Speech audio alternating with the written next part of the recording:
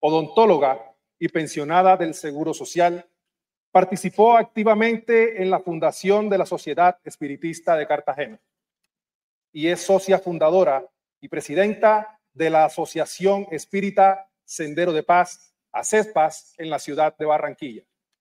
También formó parte del grupo fundador del Centro Espírita Los Sembradores en la ciudad de Bogotá. A lo largo de su trayectoria se ha destacado como expositora espírita, contribuyendo a la difusión y enseñanza de la doctrina en diferentes escenarios. Recibamos con un fuerte aplauso a la señora Carmen Cecilia Cardona.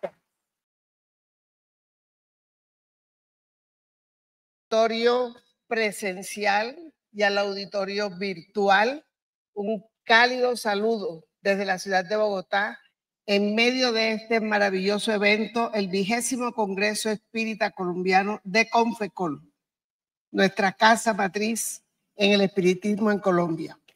Nosotros vamos a tratar un tema extraordinariamente interesante y es comprender la espiritualidad a través de la inmortalidad del alma. Hemos escuchado en la conferencia de Johnny, extraordinaria conferencia, en todos los conceptos emitidos también por nuestro querido Andrés Abreu Cubillos, todo lo concernente a la inmortalidad.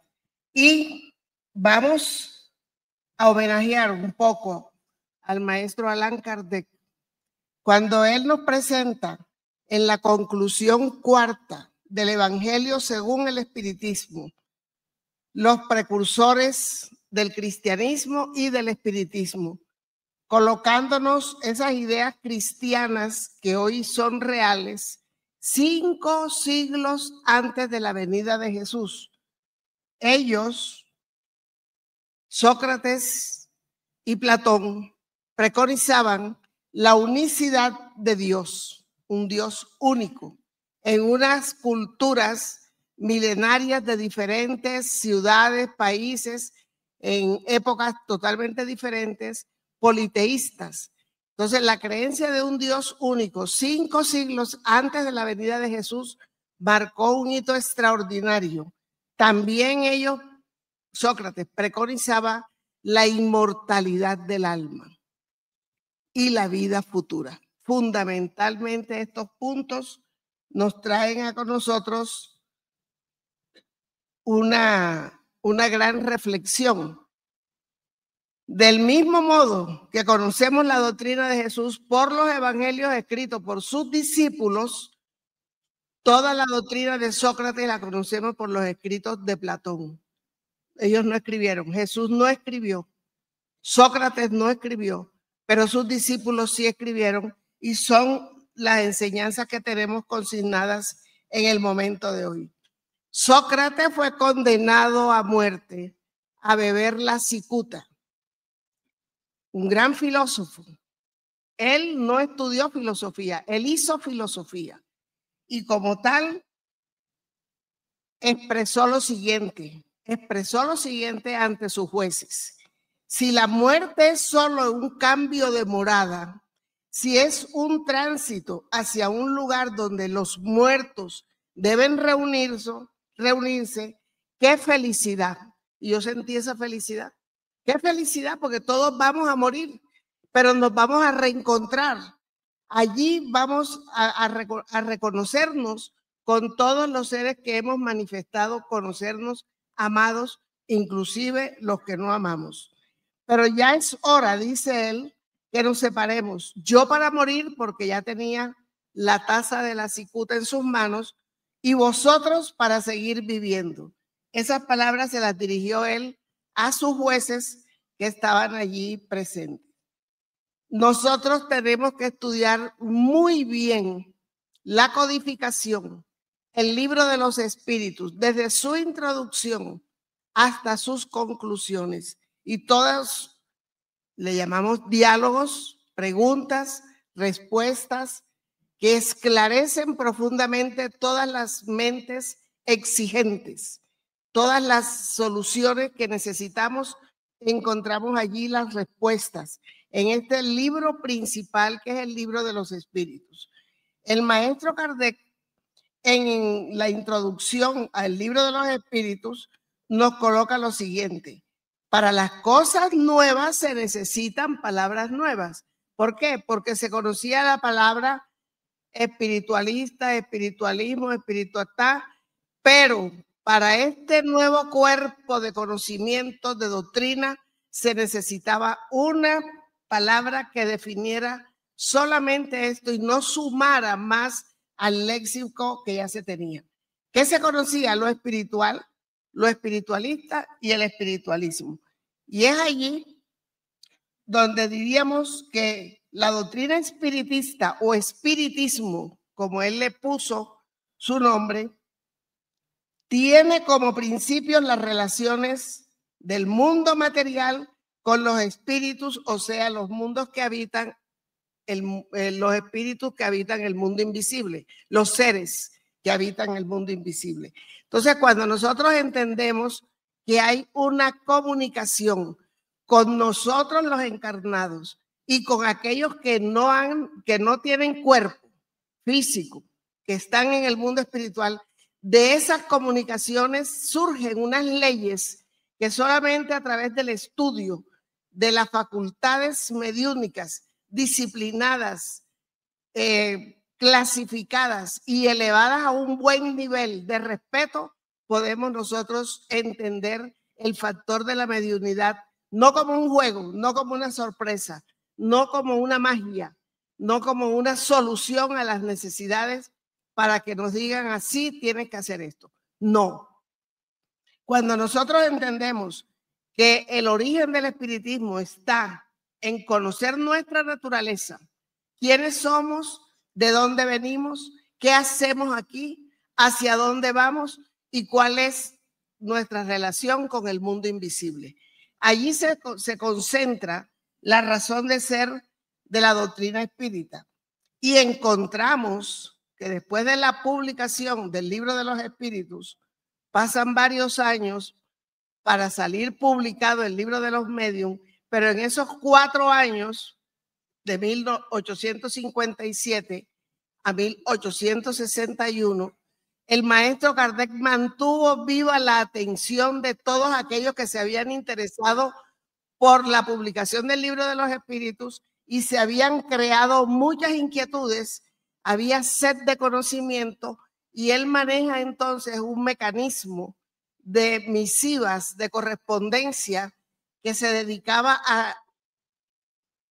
a resolver, y nosotros podemos imaginarnos el arduo trabajo, la gran responsabilidad que él tenía de resolver misiva por misiva, dando claridad a todas aquellas inquietudes que se habían presentado.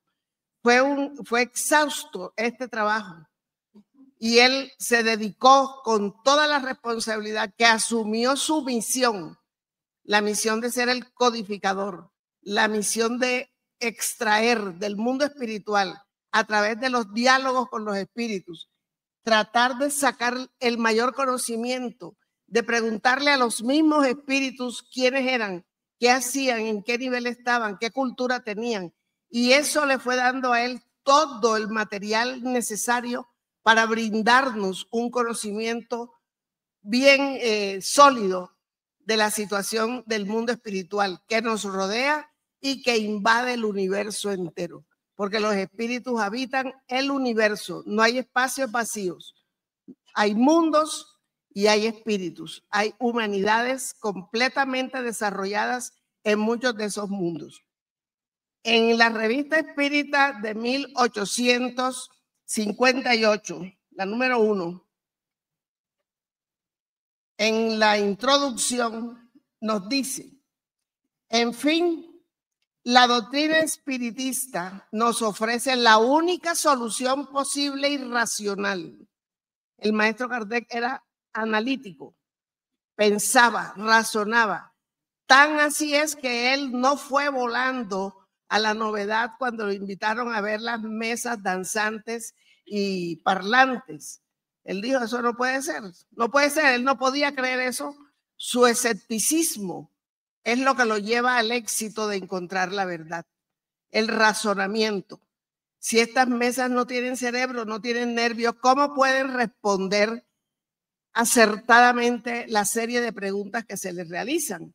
Entonces, cuando él asiste y encuentra que detrás de esos fenómenos tiene que haber algo más importante y trascendente, y es cuando se motiva a asistir a sesiones mediúnicas con adolescentes, jóvenes, en donde se realizaba todo aquello.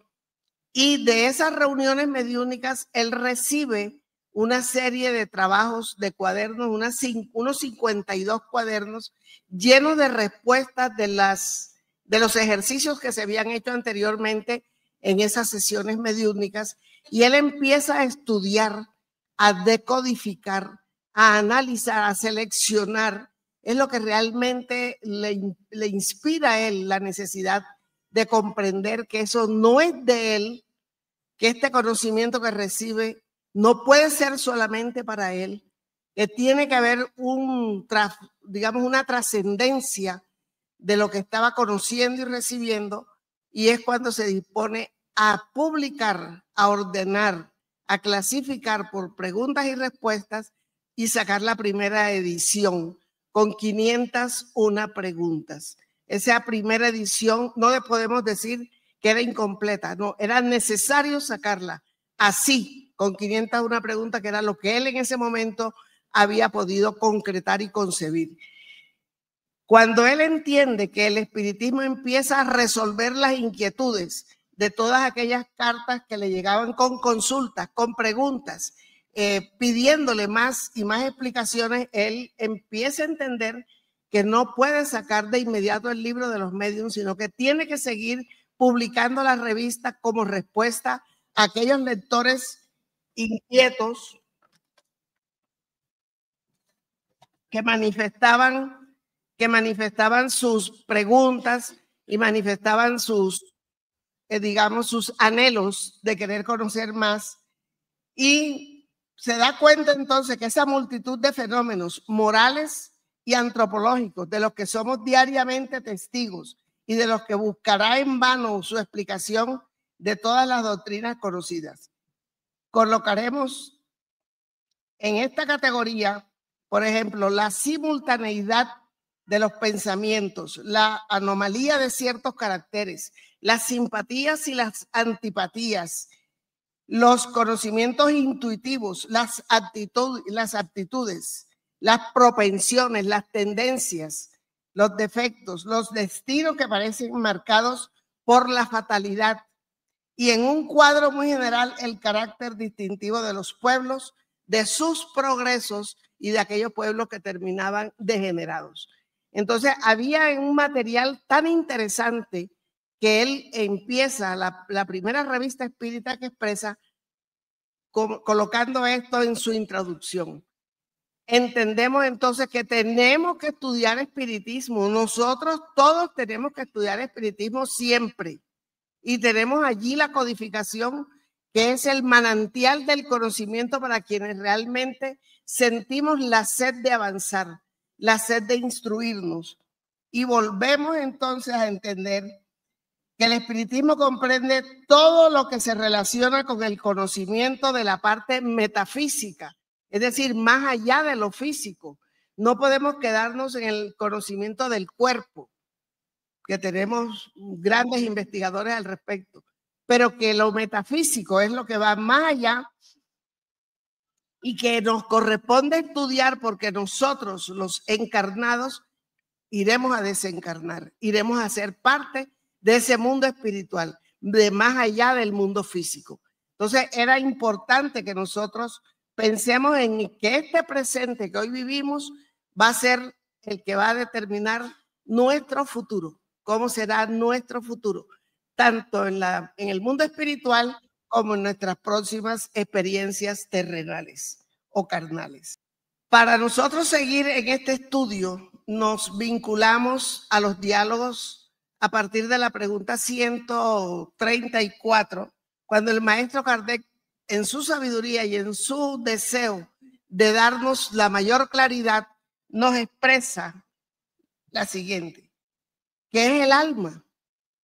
Eso que trasciende, eso que no es el cuerpo. Y nos decía Andrés, eso que ya sabemos que está más allá que lo sentimos, que no tenemos la prueba fotográfica, pero que en nuestra alma, en nuestro corazón, en nuestro pensamiento, nos está diciendo que nosotros no somos una montaña de células orgánicas, que nosotros tenemos un ser que dirige, un ser psíquico que es inteligente, que tiene voluntad, que tiene discernimiento, que tiene capacidad de concluir, que tiene capacidades de sintetizar, especialmente de grabar, y una gran memoria para nosotros poder reproducir todo aquello.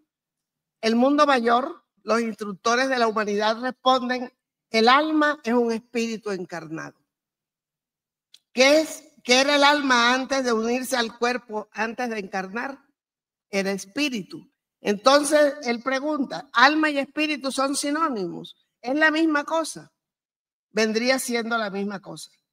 Antes de unirse al cuerpo, el alma es uno de los seres inteligentes que pueblan el universo, el mundo, el visible y el invisible, y se reviste temporalmente con una envoltura carnal para purificarse e instruirse. Necesitamos existir físicamente, practicar las leyes divinas en esta existencia física y en todas las existencias físicas venideras, porque ya las pasadas pasamos, para podernos purificar y poder ascender, poder crecer y poder alcanzar nuestra meta, que es la felicidad, la plenitud, de la manera moral como nosotros debemos entender de ahora en adelante. Esa sustancia que envuelve al cuerpo, que le permite identificarse, porque siempre va a mostrar la apariencia de su última encarnación, es nuestro periespíritu. El alma, en el momento de la muerte, pregunta el maestro Kardec, vuelve a ser espíritu. Es decir, entra de nuevo al mundo de los espíritus que había abandonado momentáneamente.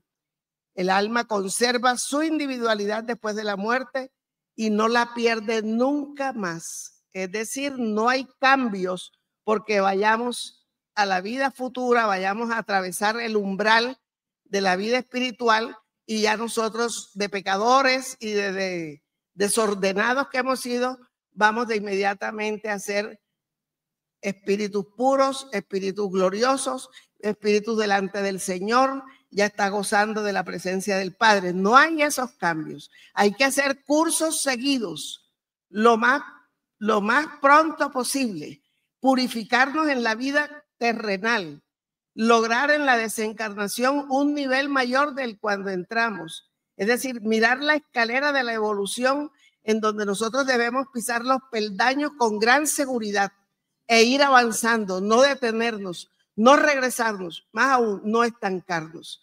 Entonces, en ese proceso de evolución que nosotros tenemos, nunca vamos a tener divisiones, siempre vamos a ser los mismos, el mismo espíritu que al modificar su conducta, su intelecto, al instruirse y al moralizarse, da un paso en esa escala, subiendo esos peldaños. Si perdiera la individualidad, ¿qué sería entonces lo que conservase el alma? Y le responden los instructores al maestro Kardec. El alma, un ser moral distinto de la materia y conserva su individualidad. ¿Cómo manifiesta el alma su individualidad si carece de cuerpo material? ¿Cómo se manifiesta estando ya en el mundo espiritual? Ya lo dijimos. El lazo que une el alma al cuerpo es lo que lo va a identificar, porque no pierde el periespíritu. Al desencarnar, el alma se lleva su cuerpo espiritual y con ese que se va a identificar. El cuerpo físico vuelve a los reservorios de la tierra. Y seguimos nosotros mirando que el alma tiene su fluido que le es propio y lo toma de la atmósfera de su planeta y que representa la apariencia de su última encarnación, su periespíritu. En el libro La Génesis, los milagros y las predicciones según el espiritismo, en el capítulo 14, los fluidos, los recomiendo abiertamente porque es el capítulo que nos pone a nosotros a entender exactamente todos los procesos de lo que nosotros podemos brindar y de lo que podemos evitar, de lo que podemos prevenir, e incluso nos habla de que si el fluido primario, digamos el éter primitivo, a través de los cuales se forman la variedad de infinitud de cuerpos materiales que existen, y si nosotros entendemos eso de esta manera, sabemos que estamos originados en ese éter primitivo, pero que no es el mismo éter del punto de vista espiritual, que el espíritu tiene otro origen, que evolucionamos en ambas, digamos, paralelamente en ambas situaciones, y que luego el espíritu al unirse al cuerpo también le va a dar su impulso, le va a propinar su impulso. Pero nosotros como espíritu sí vamos a fluir en fluido que está en nuestro entorno. Y el primer fluido afectado con nuestros pensamientos y con nuestros sentimientos es ese cuerpo espiritual, nuestro espíritu. Si nosotros mejoramos, vamos a tener una apariencia a nivel espiritual para que nos identifiquen de una gran pureza, atractivo. Vamos a sentir incluso la tranquilidad de poder irradiar situaciones benéficas, saludables. Podemos decir que a través de ese fluido expresado a través de nuestro periespíritu, porque el espíritu piensa bien, ama, quiere ayudar a su prójimo, empezamos a sentir en la presencia de estos espíritus el beneficio de su cercanía. Esa es la razón por la cual los protectores, los mentores, los guías y los espíritus amigos nos ayudan, porque hay un amor y hay una irradiación saludable para todos nosotros. Tomamos pues, dice el maestro Kardec, nuestro punto de partida en la existencia, la supervivencia, la individualidad del alma, lo que en el espiritualismo es demostración teórica y dogmática, y en el espiritismo es demostración patente. Nosotros somos convencidos de que el espiritismo nos da a nosotros la seguridad de nuestra individualidad, de nuestra supervivencia y por consiguiente de nuestra preexistencia y del proceso evolutivo al cual estamos llamados a realizar.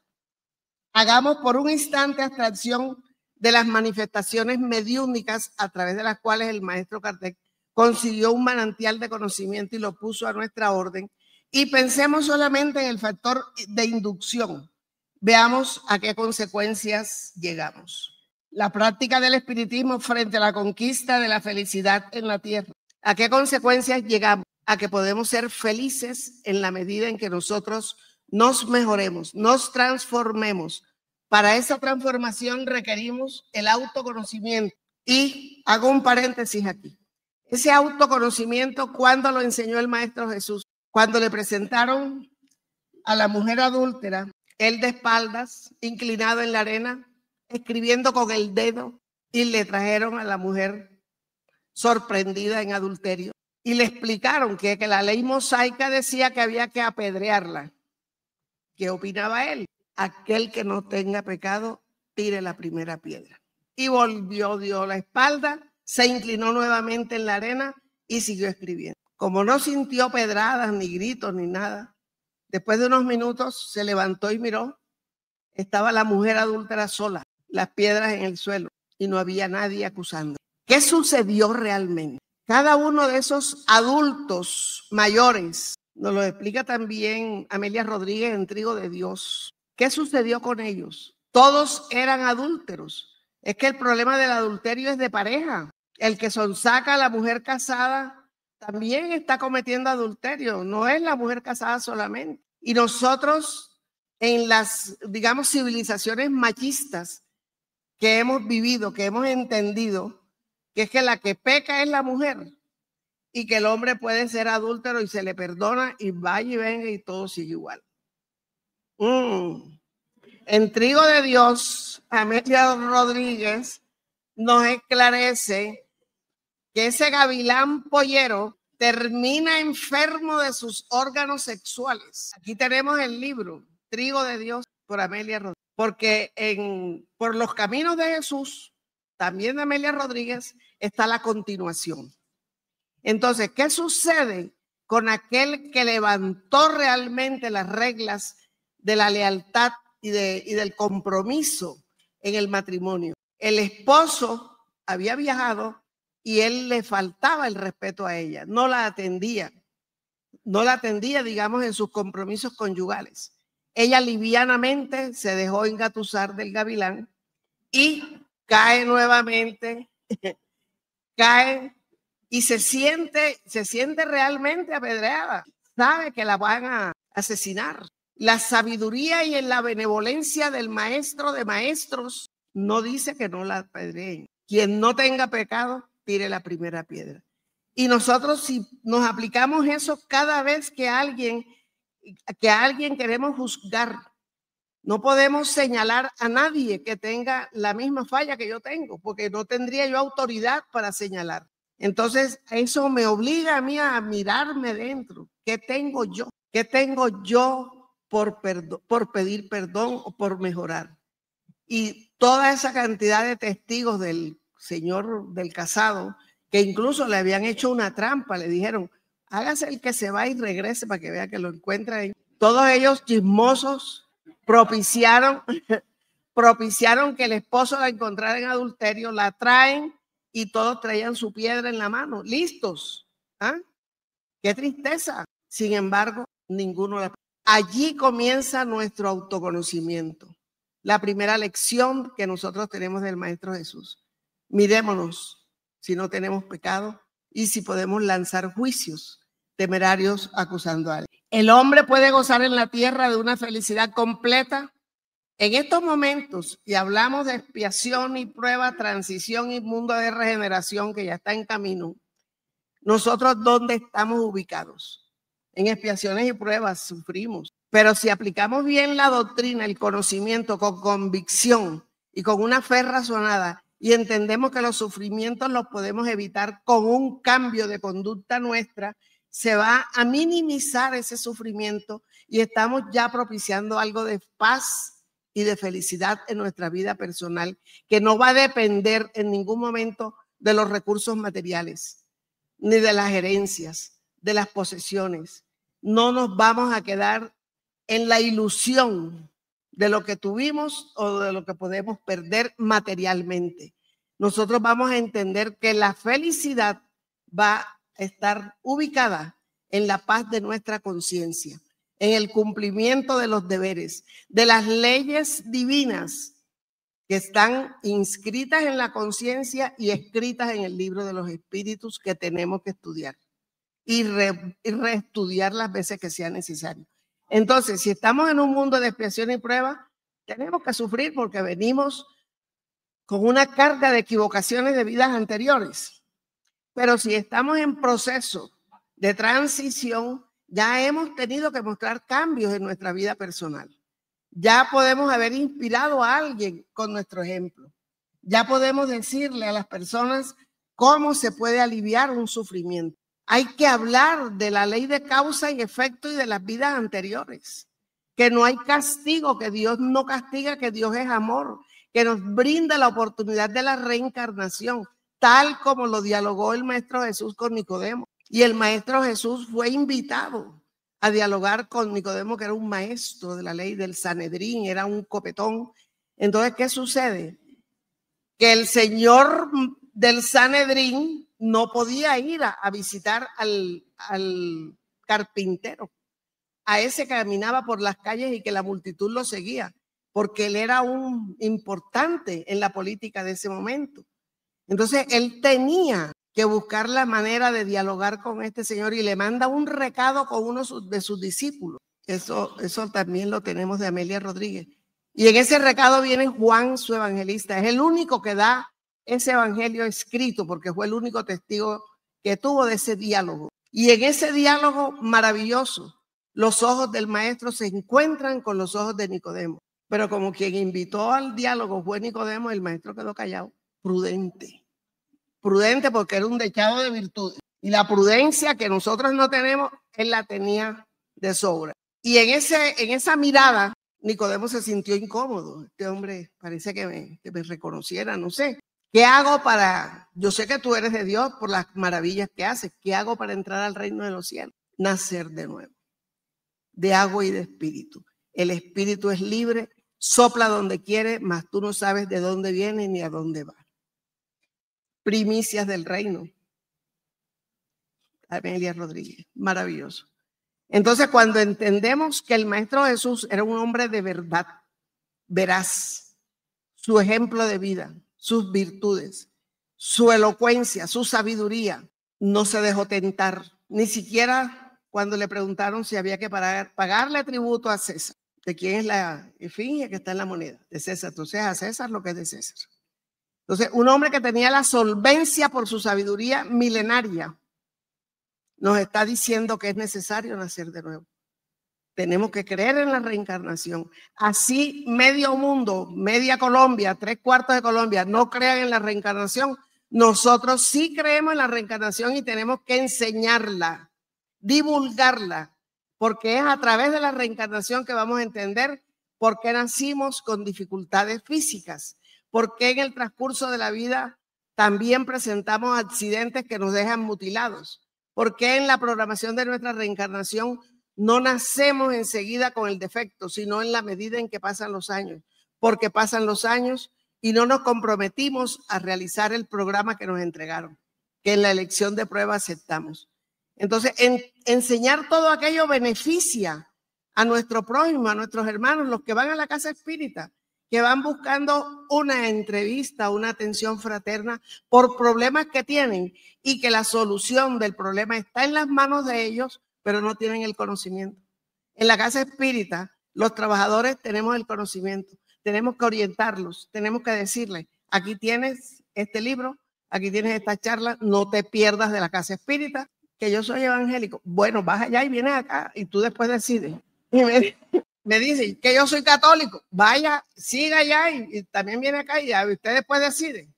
Con el conocimiento, el razonamiento y la claridad de la doctrina, nosotros no tenemos ningún problema, sino estudiarla para poderla divulgar acertadamente, sin equivocaciones, sin dar consejos que perturben. Yo tengo una paciente y me dice, apenas está conociendo la doctrina. Yo iba donde los evangélicos y me decían, vas para el infierno por los pecados que has cometido, arrepiéntete. Y ella dice, yo no he cometido pecado, yo tengo nada más 27 años, yo no he hecho nada para merecer lo que estoy viviendo. Entonces, lógicamente, la razón no le da para entender que el infierno sea la única salida, sino que tiene que haber algo más. Y nosotros que creemos en la espiritualidad trabajadora, los guías de nosotros se unen en equipos, manejan las situaciones familiares. Hubo el hilo conductor para traerla a través de alguien que ni siquiera es espírita, al conocimiento de la casa, al conocimiento del libro de los espíritus y del evangelio según el espiritismo. Entonces, sí tenemos compromisos de divulgar, de aliviar y de calmar. Esa persona me decía, no creo en Dios. Dios es malo. Yo le pedí que no matara a mi hermano y mi hermano se murió. La dejé que se desahogara. Ahora me dice, gracias a Dios. Leyendo las oraciones que tenemos para nosotros mismos, está la del ángel de la guarda. Me dijo, nunca había leído algo tan hermoso. Entonces hay compromisos que nosotros tenemos que cumplir y que realmente decirle a esa persona, tú puedes ser feliz, no basada en los valores materiales, ni en el amor pasión, ni en el amor pareja, pero sí en el amor a tus hijos. Cuídalos, edúcate y edúcalos. Y seguimos adelante formando una sociedad mejor a través de la enseñanza de la doctrina espírita.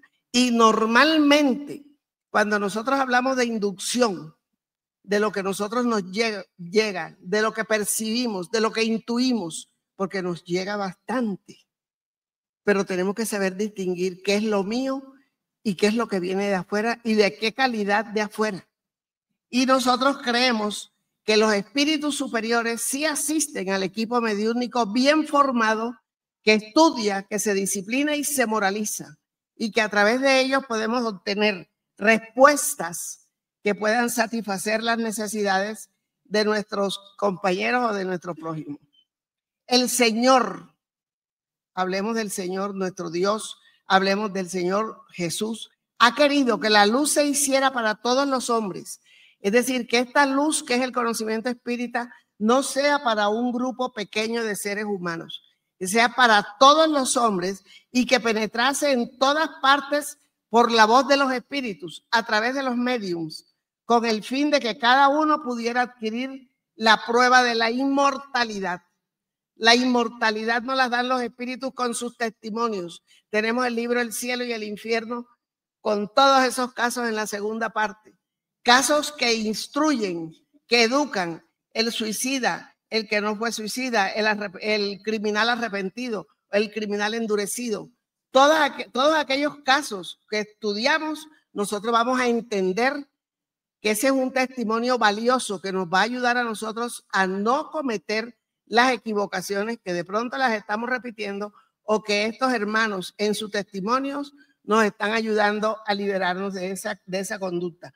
Pero que hay inmortalidad, porque cuando se atraviesa la frontera de la desencarnación, el espíritu se va a encontrar con su realidad, con su verdadera realidad.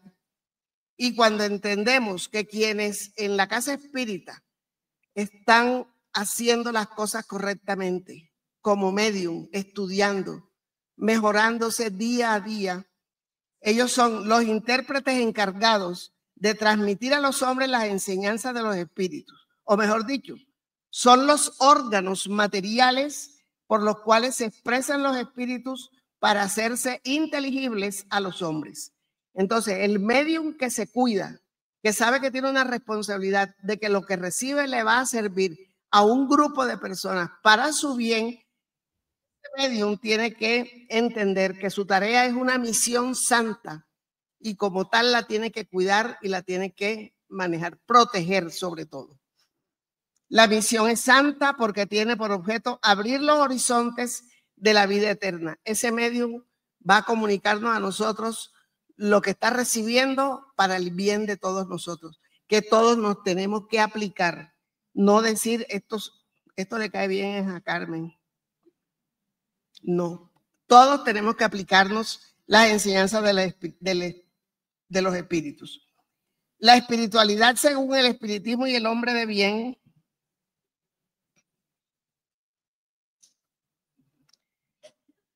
nos habla del sentido existencial.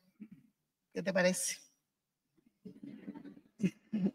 El sentido existencial de la espiritualidad para el hombre encuentra los fundamentos científicos, filosóficos y ético-morales del espiritismo, una lógica y coherencia de alta profundidad insuperable.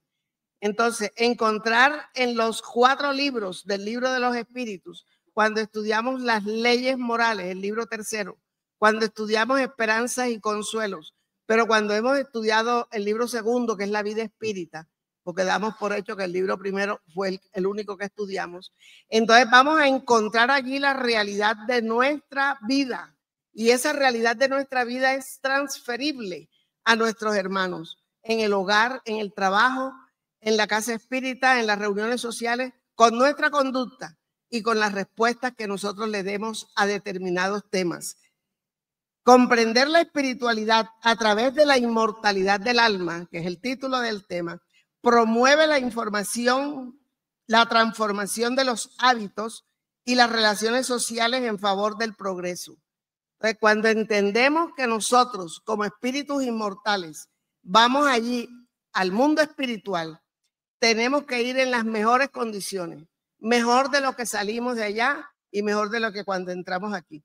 Entonces, tenemos una serie de hábitos que creemos que son pequeñitos, que los podemos cambiar la otra semana, el otro mes o el otro año, que cuando nos ganemos la lotería, en fin, todo lo queremos aplazar, todo lo que es esfuerzo de transformación lo queremos aplazar y eso nos impide a nosotros realmente nuestro progreso.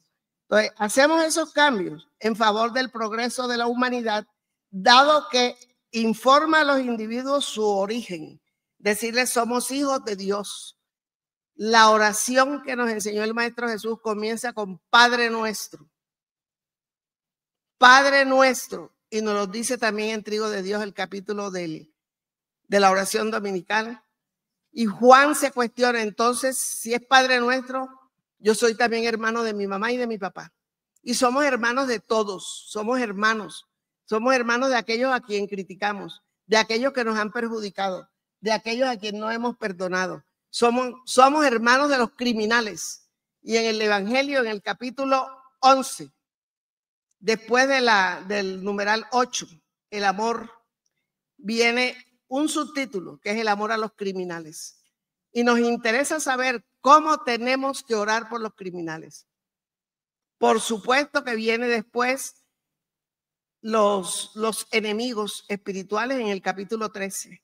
Y tenemos enemigos desencarnados a quienes de alguna manera nosotros no le podemos brindar con facilidad el cuello para que nos maltraten. Tenemos que sabernos defender, utilizar la doctrina, las enseñanzas del Evangelio como una terapia preventiva. No esperemos que nos suceda algo para luego reventar con una venganza. Seamos preventivos y a la vez curativos de todas las situaciones difíciles que podemos pasar. Causa primera, Dios. Está en el libro primero del libro de los Espíritus.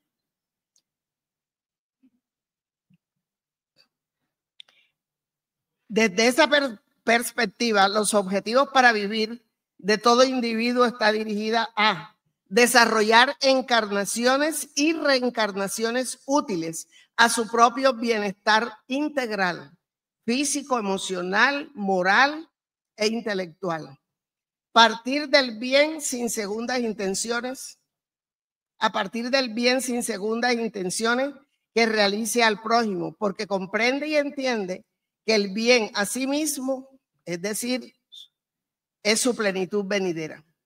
Todo se resume a la educación a los hombres para que, conscientes de su naturaleza espiritual e inmortalidad, aplicasen en todos los actos de su vida la práctica de las leyes de Dios, para esencialmente comprendan anticipadamente la felicidad de la vida futura.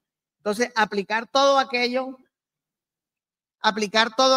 nos está llamando a nosotros a lograr esa felicidad. ¿Mediante qué signo se puede reconocer al hombre de bien? Por el progreso real que debe elevar su espíritu en la jerarquía espiritual, su conducta. El espíritu demuestra su elevación cuando todos sus actos corporal constituyen la práctica de la ley de Dios y cuando comprenden por anticipado la vida espiritual con todos sus beneficios.